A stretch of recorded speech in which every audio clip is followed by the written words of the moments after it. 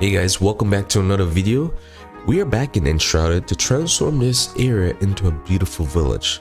Now I know some of you are asking, when are the next tours coming out for some of the builds shown here? Well, to put it short, it's not coming out. And it's mainly because I made a bad judgment in thinking I would remember what I did to each building. But because I switched from project to project, going back to previous ones to make a tutorial turned out to be frustrating. It was feeling unfun, so I had to stop and move on to finishing this project by building freely without trying to remember what I did for a tutorial, and I'm here to carry you along for the journey as I try to make this village a beautiful place for the NPCs. I'm sorry guys if you were looking forward to the tutorials, but I hope you will enjoy this one. So let me recap on what I did so far. 4 out of the 5 NPCs have their own home.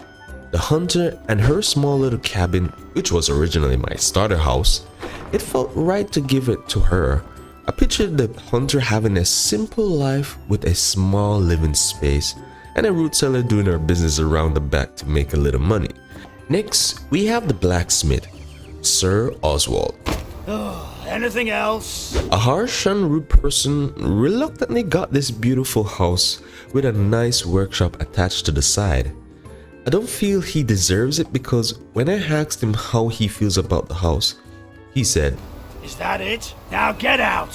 What an ungrateful piece of... Anyways, his house is my favorite.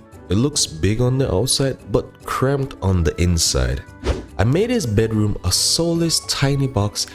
At least he has nice windows. Next, we have the alchemist, whose house I thought should be on this nice little hill higher than everyone else, living in a round, small tower-like structure. Sadly, the interiors are empty as my bank account because getting furniture is too expensive for it. I'm not even joking, it's more grindy than building in my opinion. But I hope to later on give him a decent laboratory, but for now, he's a broke boy. Next is Emily, who's a farmer, but not only that, she's also a cook. So for a person of her talents, she needed 2 bills. First, this tavern where she works and feeds the other villagers in this harsh, deprived world. I envisioned her as a successful business lady running her tavern, so I wanted that to reflect on her home, sticking out more than the others. So I gave her this lovely farmhouse just across from the tavern using some of the finest quality blocks out there.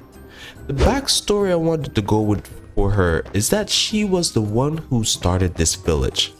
Everyone else pitched their tents here because they couldn't find food to feed themselves. So that leaves one person, a carpenter. Always a pleasure. I wanted him to have a home with a workshop attached to it, similar to the blacksmith. Hopefully, he will be more appreciative than Oswald. So I cleared a spot next to the hunter's house, removing some temporary farms that were set up to create seeds for the real farm later down. I first decided on the blocks I would use, and the block that stand out to me that comes with a nice wood trim is the fancy stone. I started playing around with this block, trying to visualize how the carpenter's workshop would turn out. What I have in mind is an airy, open space where the carpenter can breathe freely and not be overwhelmed by the sawdust coming from the saw. Sawdust. And also a space where the carpenter assembles the furniture. So with that in mind, I sketched out what I was hoping to build and started working on the front, achieving this look using the fancy stone blocks for the walls and roughly cut stone for the columns. And so the rest of the building started coming together. For the roof, at first I started using stone shingle roof, but because the fancy stone had brown wood trim, I changed the roof to a similar brown color to have a light gray and brown theme for the build that I liked. The build was progressing well. During the process, I discovered a stone window I fell in love with. It was a perfect fit for the build. The color tone and the texture were just right to add further detail. I was pleased with how it was coming together. I could feel the satisfaction soaking in my bones. I then installed the saw for the carpenter to use, along with some furniture and crates scattered around to show that the workshop was active. Now that was done, I started doing landscaping around the build to sell the look of the building in that area. After a while, I got the landscaping fever and started working on the rest of the village. I used the rake to help get a basic idea for the pathing throughout the village. I didn't want the whole village to be on one level, so I made sure that some spots had different heights, adding depth to the village. To make the pathway pop, I framed it out using city stone blocks, which I thought worked so well. Flintstone is one of my favorite blocks that I thought would be lovely as a path leading to the tavern on the left side. I used a trick shared with me by a fellow creator called Chisel Chip to make the Flintstone path feel worn a bit by putting some random holes and filling some of them with rough stone and roughly cut stone to create a new texture. Slowly, the landscape of the village was transforming into a beautiful place and less of an eyesore compared to what it was. The flowers are beautiful in this game, and mixing them turned out wonderful. I feel like I would live here if it were possible. After finishing up, I switched my focus to the farmland around Emily's house.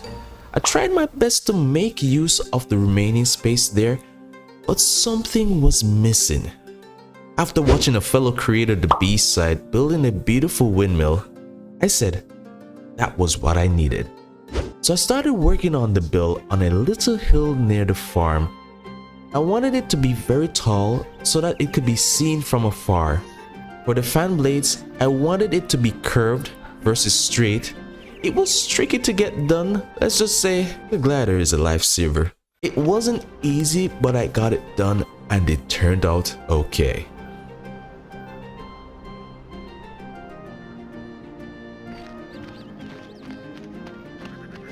I have been enjoying Enshrouded, and working on this village was a pleasure. There is still more to be done to carry the village to another level, but for now, it is to be continued. It was fun doing each of these builds. I found the landscaping to be delightful and satisfying. One thing though, I wish was a feature is the NPC walking around to give the village life.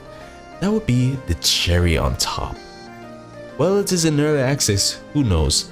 Maybe it will happen, or maybe not. That is it. Hope you enjoyed the video, and don't forget to always aspire to inspire.